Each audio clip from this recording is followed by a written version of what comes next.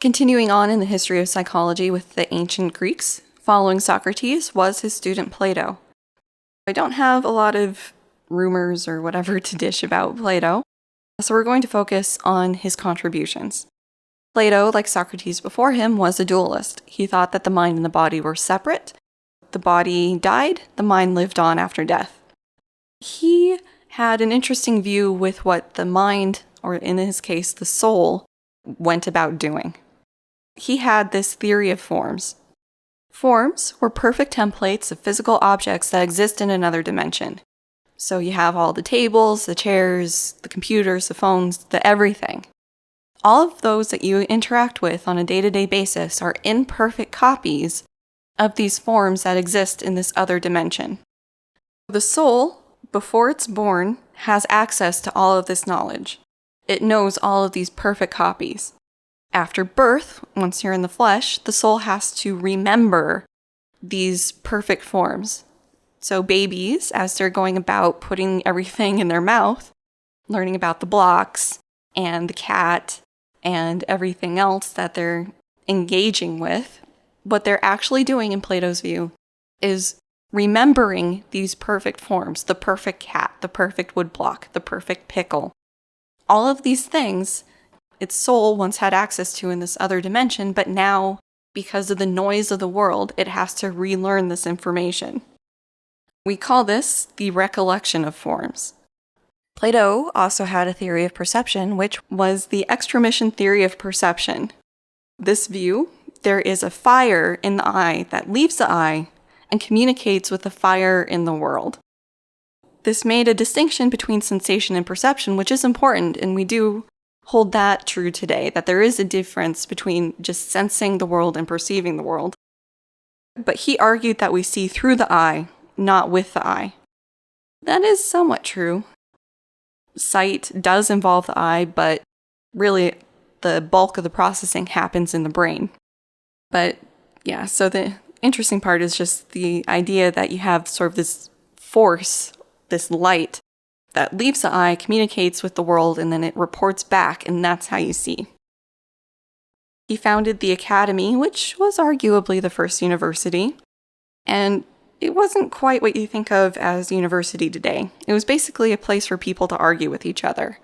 So a bunch of possibly not well showered, if they're following Socrates' lead on that, a bunch of those guys sitting around and arguing about the nature of reality and why do we think the way we think or see the way we do, or why does an apple taste the way it does? Just trying to suss out reality and why we're experiencing it the way we do. He also had an approach to memory and learning called the law of association. Some of these actually ring true today. There is law of frequency, so the more you're exposed to something, the better memory you'll have. You can kind of take advertising as an extension of this. The more you see the shiny car up in the commercial, like, Lexus tends to advertise a lot during the time I'm recording this, the more likely you'll remember Lexus in the future. Another law of association is similarity. If you think of an object, like an apple, you tend to think of similar objects, so other fruit, other red things, other what have you. There's also the law of contrast. If you think of an object, you think of dissimilar objects or contrasting objects. So you think of a bunny, you might think of a snake and an alligator and other things that are sort of anti-bunny in the way that they want to eat the bunny. Finally, there is the law of contiguity. So how close in time things occur influences memory. If you got up in the morning, had your coffee, and stubbed your toe, you're more likely to remember those things together than if you stubbed your toe later on. You might forget that you had a coffee in your hands at the time. So yeah, that's pretty much all I've got to say about Plato, other than reminding you that everything we know about Socrates is because of Plato. If it wasn't for him writing down everything, his discussions, the interactions, everything, we wouldn't know really much about Socrates other than probably his death sentence. All right, the next person we're going to talk about is Aristotle. As we did with Socrates, we're going to focus first on his views and contributions before going into some of the goings-on in his life that are fairly interesting. Aristotle, unlike Socrates and Plato before him, was a monist. So in his view, the mind was part of the body. They could not be separated. He was very much a materialist in this way. In his view, knowledge was acquired, it wasn't innate, so he disagreed with his mentor Plato on this very strongly. In his view, knowledge is gained from experience. He was a rabid empiricist. In order for us to know anything about the world, we must go out and experience it, test it, learn it for ourselves. Not surprisingly, this was part of the foundations of empiricism, which we'll talk about later on. Another big contribution of Aristotle was the use of logic, formal logic, as a way to support arguments. This is the basics of deductive inference. We can deduce certain things about the world or make arguments in a very logically constructed way. As promised, the little details about Aristotle that make his life interesting.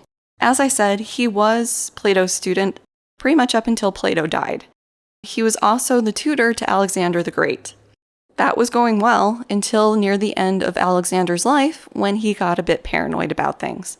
If you're the leader of what is, in their view, most of the free world at that point, you might understand where some of his paranoia is coming from. Alexander was worried about various plots on his life and actually accused Aristotle as leading some of these plots against him. He threatened Aristotle in letters. Aristotle was kind of keeping his distance, but was still relatively in the good graces of Alexander. But then Alexander died, and Aristotle became an enemy of the state. And again, we're sentencing you with death because you plotted against the king or emperor. I'm not a history guy, I'm sorry. Aristotle, not following the ways of Socrates, took exile instead of death. And that is it for the Greeks. Alrighty, subscribe to the channel for more pint-sized psychology. You can support me and this channel through Patreon or directly with paypal.me. Links for both are in the description box below. And remember, it's always a wonderful day for psychology. Bye!